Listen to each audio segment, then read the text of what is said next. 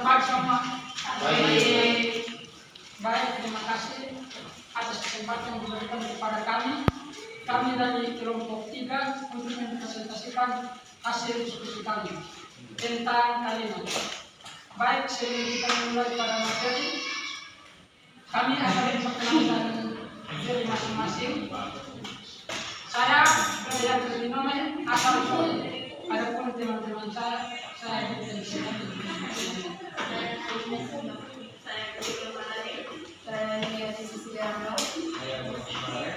Saya Arman Ismail. Kasih. Baik, kita langsung saja mulai pada materi dan saya berikan kesempatan untuk teman kita Nina untuk membacakan materi kami.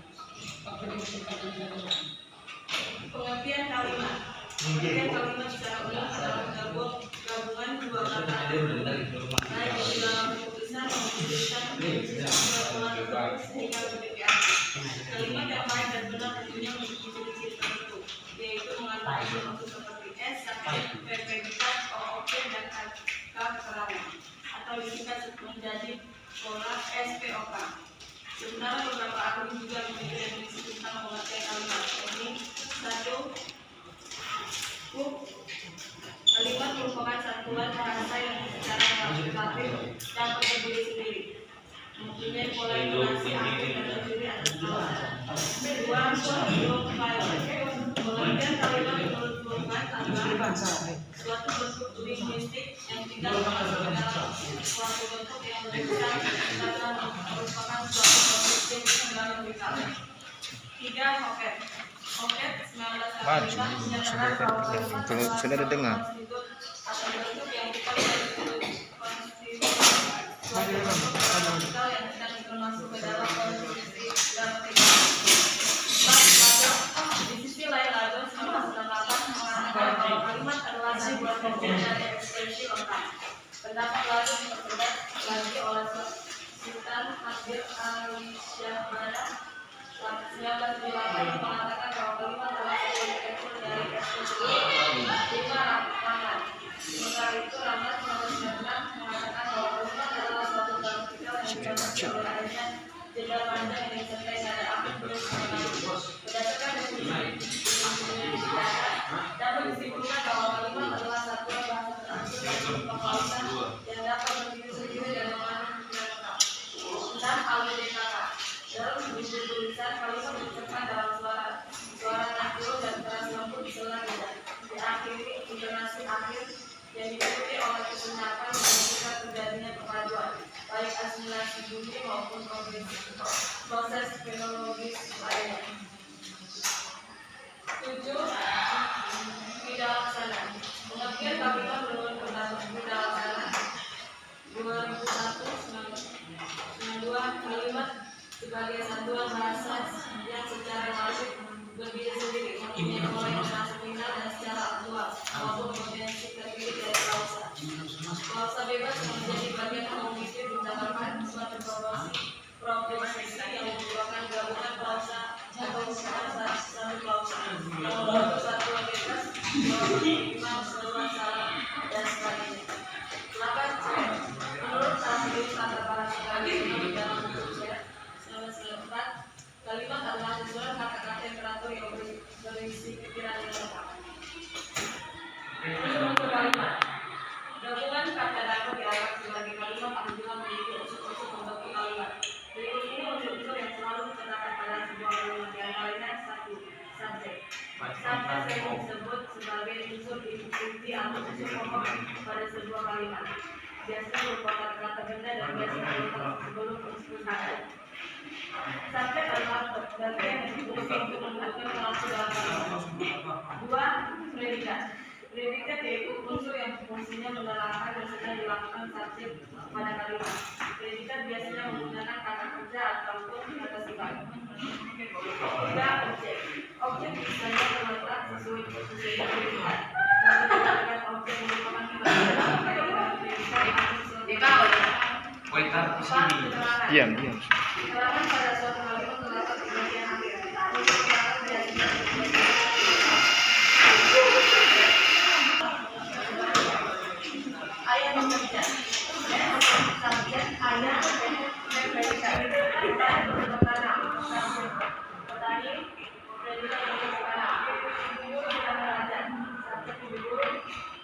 Predikat tidak mengajar.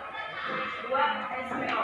Sekolah yang terdiri dari subjek, predikat, dan objek. Ini biasanya dipakai pada kalimat deklaratif, akulturatif, dan kalimat akulturatif.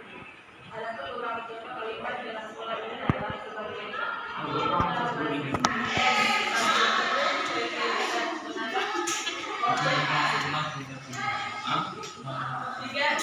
SPPU. Sekolah ini terdiri atas subjek, predikat, dan golongan. Biasanya sekolah yang digunakan dalam contoh kalimat deklaratif, deklaratif. Contoh kalimat deklaratif,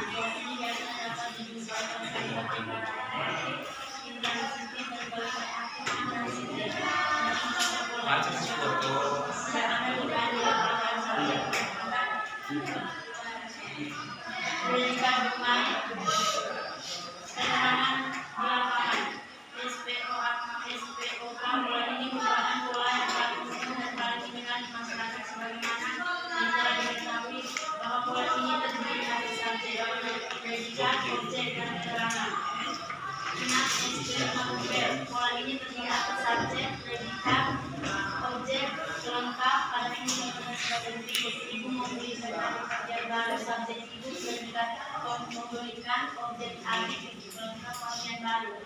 7. SPPK. Ada pola yang terdiri atas subjek, predikat, pelengkap, dan keterangan. 8. SPOPK merupakan pola kalimat yang paling umum ditemukan pada semua unsur kalimat terkandung di dalam.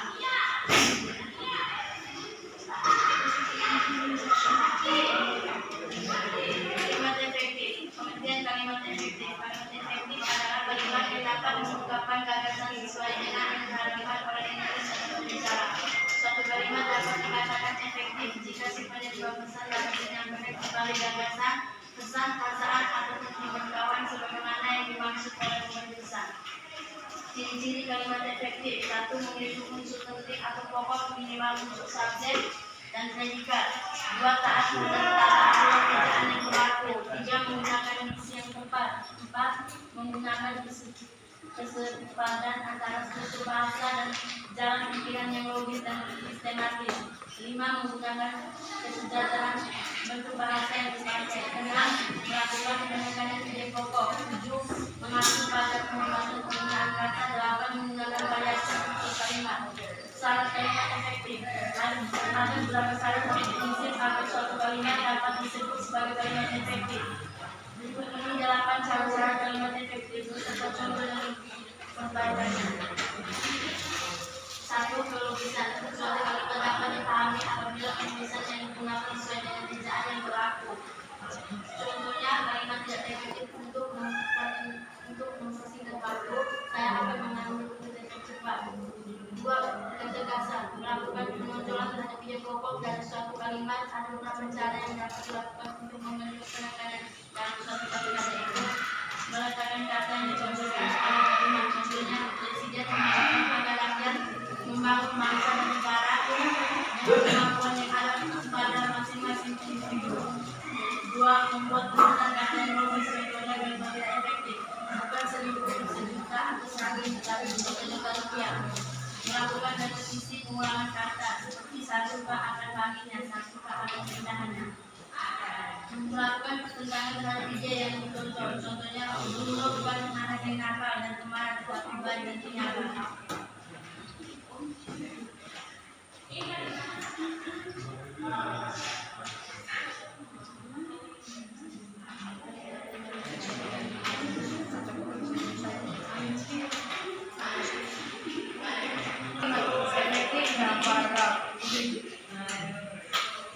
Bentuk tidak efektif.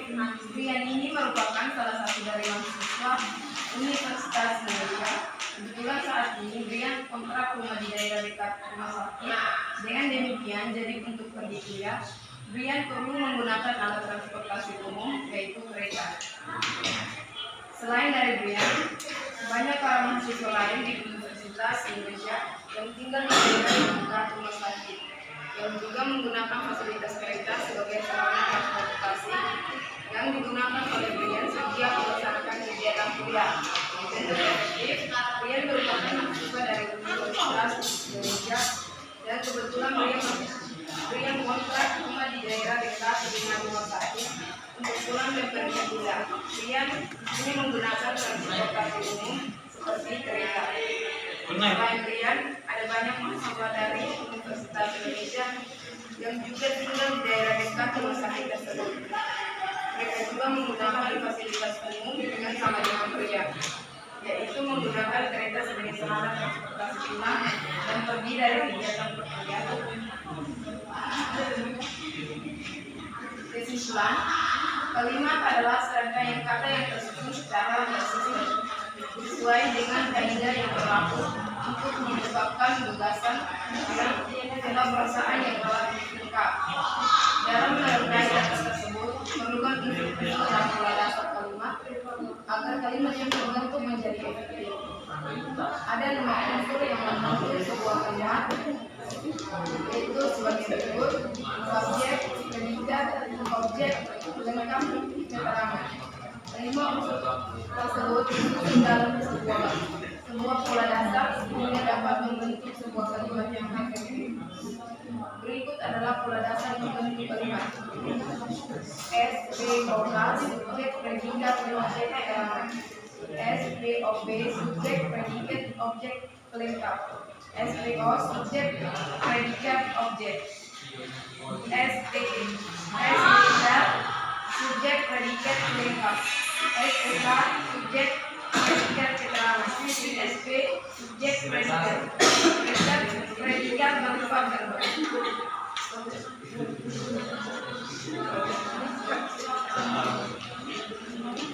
Baik, terima kasih untuk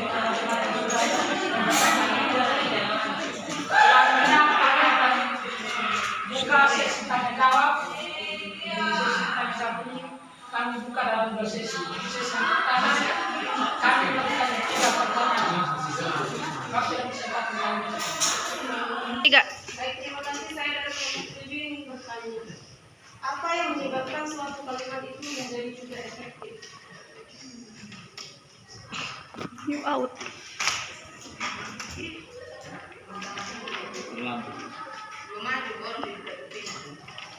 apa yang menyebabkan menjadi tidak efektif.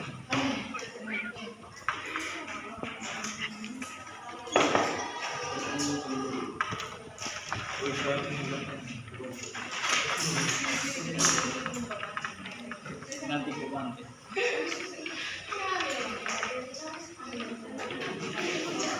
Baik, adalah Baik, saya dari kelompok 1 ingin bertanya, apa yang dimaksud dengan kausa? Jelaskan dan berikan contoh. Terima kasih.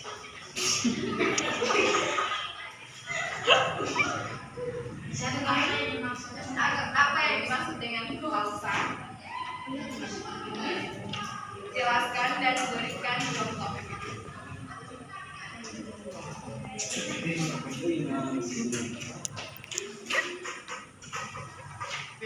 masih ada Untuk mana?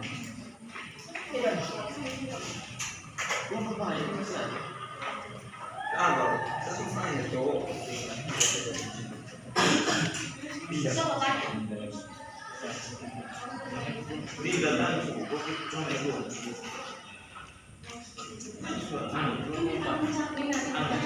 Tanya sebelum harus tanya di kelompok.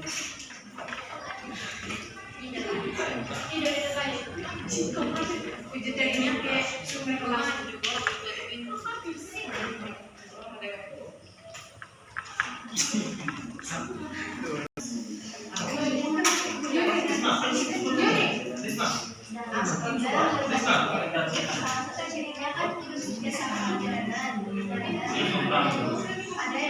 Ada ciri-ciri belakang kalimat memiliki subjek dan predikat yang keras. Contoh dari kalimat ini subjek dan predikat.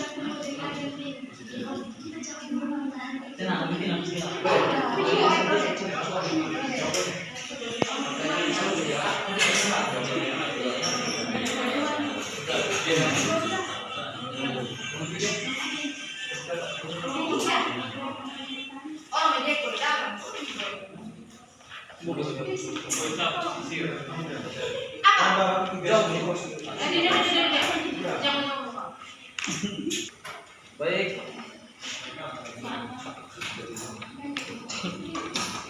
Baik, kami akan menjawab pertanyaan dari kelompok 7. Pertanyaannya, apa yang menyebabkan suatu kalimat itu menjadi tidak efektif?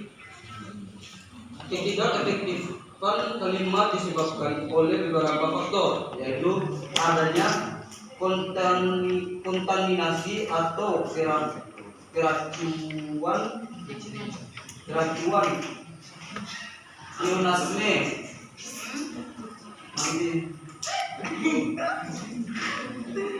antibiotas, ketidakjelasan unsur kalimat, dimbajikan preposisi, kesalahan nada, ketidaktepatan bentuk kata, ketidaktepatan makna kata, pengaruh bahasa asing dan pengaruh bahasa daerah. Gimana? Apa jawabannya? Ya, terima kasih. Oke, diterima.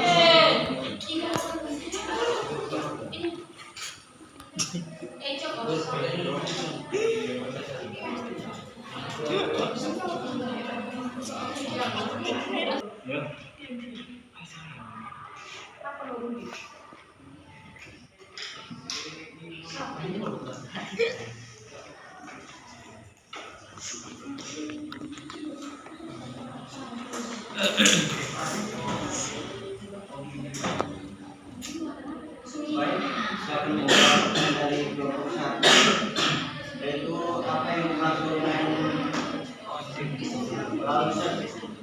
lalu saya jelaskan dan memberikan contohnya. Baik, lalu saya jelaskan gramatika berupa kelompok kata konstruksi predikat yang kemudian terdiri atas subjek dan predikat dengan atau tanpa objek, lengkap juga berbagai keterangan dan berpotensi sebagai kalimat. Contoh klausal. Ini harus mempertahankan nilai terbaik di tiap semester. Senang. Oke, diterima. Senang klausal. Diterima. Ada sangkaan?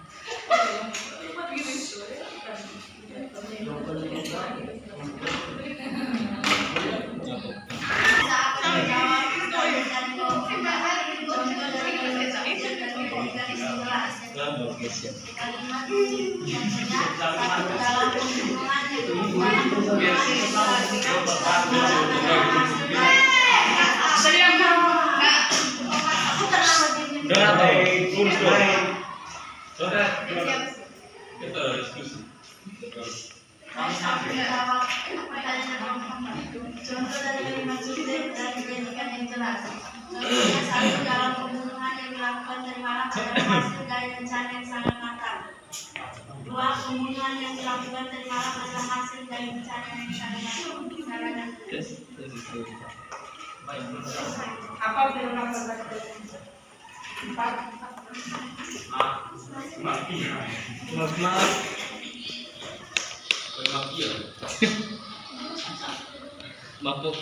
Baik, selanjutnya kita akan masuk pada sesi yang kedua. Saya berikan tidak pertanyaan lagi. Ada yang bertanya?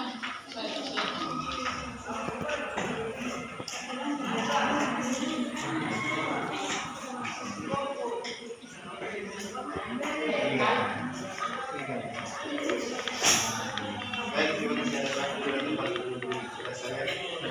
Langsung saja. Apa yang menyatakan bahwa suatu kalimat termasuk kalimat majnun? Apa yang menandakan bahwa suatu kalimat termasuk kalimat majnun? Kelompok B.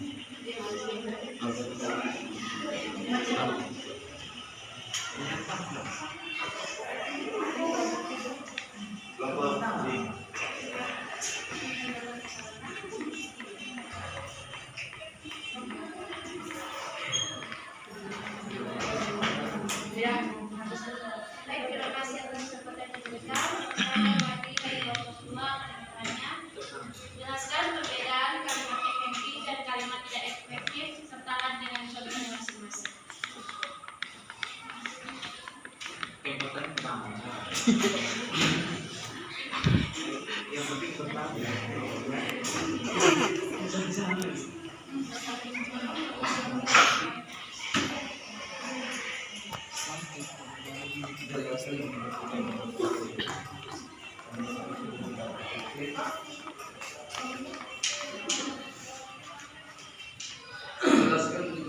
Baik, saya mewakili kelompok 6 akan memberikan saya kepada teman-teman kelompok 3. Jelaskan faktor apa saja yang perlu diperhatikan dalam membuat kalimat efektif.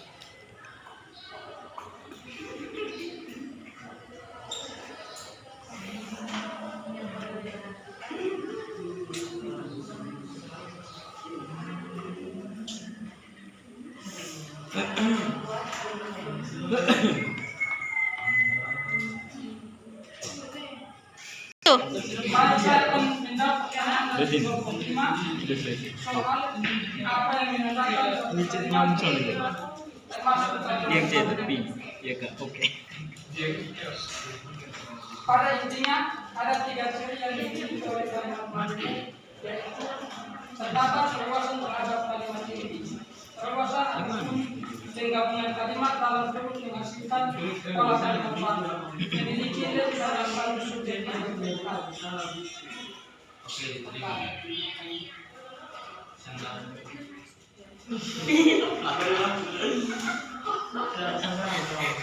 Pada intinya ada 3 ciri yang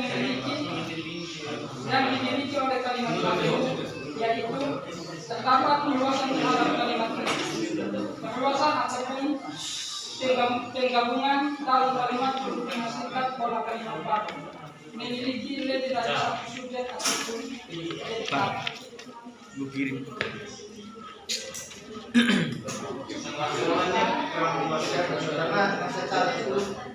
Apa yang menandakan bahwa suatu kalimat bahwa suatu kalimat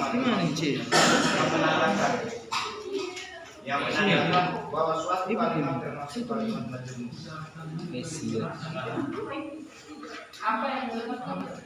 Apa yang menandakan bahwa suatu kalimat termasuk kalimat majnun?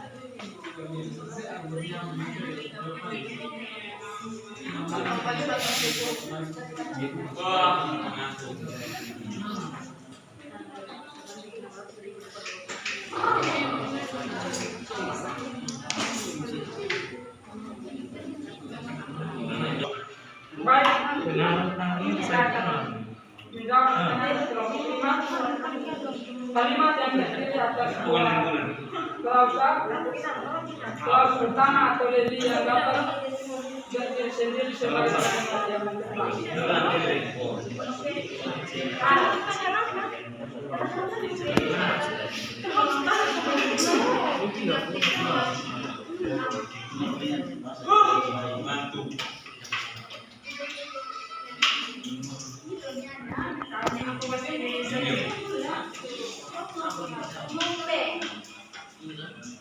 Siapa yang ada sepatu? Oh, siapa yang ada sepatu?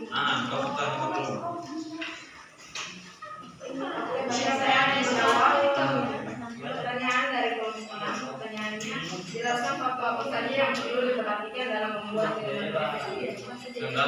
penggunaan bahasa Indonesia yang baik dan benar, penggunaan bahasa Indonesia yang baik.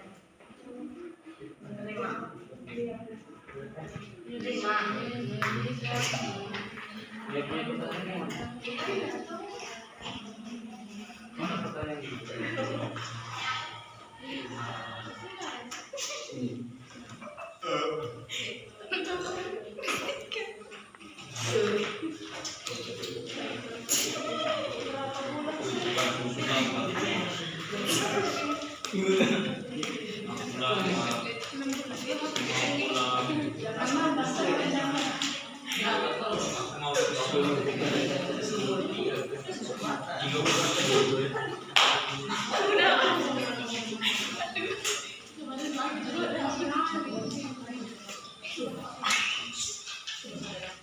Woi, tambah.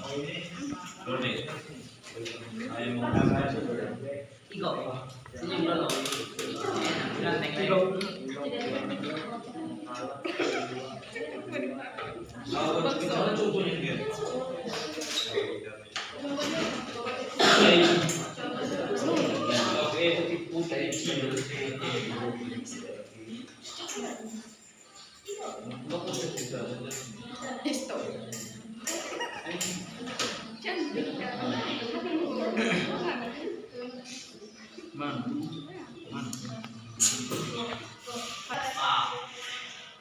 Baik, kita akan jawab pertanyaan dari kelompok 2. Jelaskan kalimat efektif dan efektif beserta contohnya.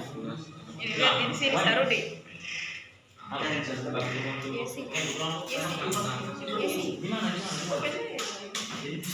efektif adalah kalimat yang dapat mengungkapkan gagasan sesuai dengan yang diharapkan oleh penulis dan atau pembicara.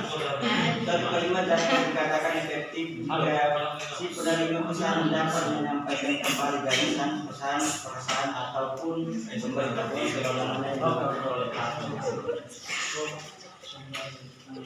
Dan dalam kamus kalimat efektif juga memiliki beberapa makna. Salah satunya diantara berbagai membawa pengaruh. Artinya kalimat efektif juga dapat dimaknai sebagai kalimat yang membawa pengaruh, terutama berupa kemudahan bagi pembaca atau pendengar untuk memahami informasi yang disampaikan oleh pemberi pesan.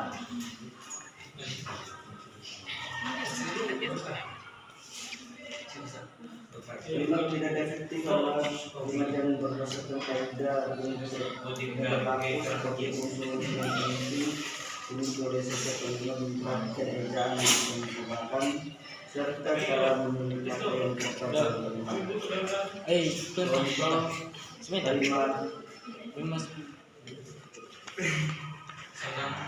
Contoh kalimat efektif untuk menghemat waktu adalah untuk menghemat waktu saya akan mengambil rute tercepat. Contoh kalimat efektif untuk mempersingkat waktu saya akan mengambil rute tercepat.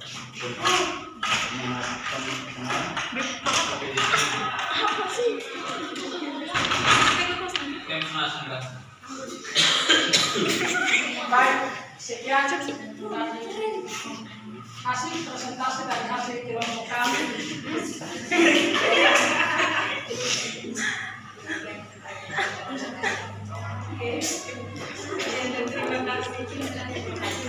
Mohon maaf.